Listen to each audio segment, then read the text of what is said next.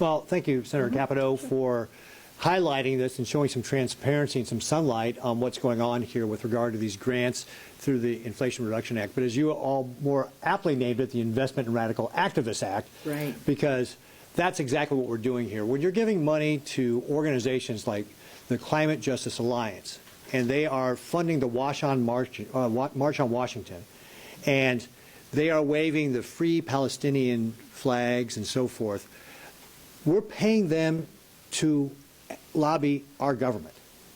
I got to tell you, everyday Nebraskans don't think that's a good idea. Like that our tax dollars should go to radical organizations to lobby our own government. That's just crazy. And you're talking about the NDN Collective and the things they want to do, like abolishing the military, abolishing the police, abolishing Customs and Border Protection, abolishing Immigration and Customs Enforcement.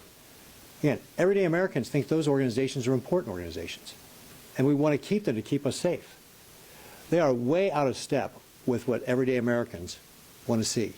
This is really, really radical stuff that they're promoting. And then we have organizations like the social and environmental entrepreneurs who are spreading climate alarmism and, again, funding left-wing groups. This is not what our tax dollars are supposed to go for. And to your point about the EPA, because all this money is going through the EPA, I was just talking to a company yesterday who said, hey, we need more help with getting permits done.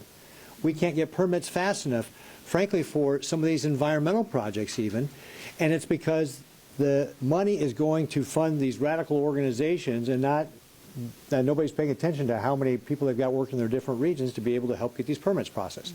So on the one hand, the EPA's got legitimate business they're not getting done. On the other hand, they're funding these radical environmentalists and other sorts of organizations. And again, it just gets back to everyday Americans, that's not how they want their money spent. They want their money spent here in Washington, D.C. wisely.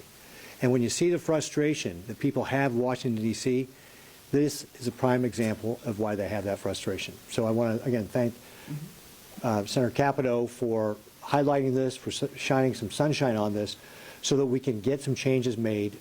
We are now sitting at $35 trillion in debt. We have got to get our spending under control, and spending on this kind of radical activism is not the way we should be spending our tax dollars.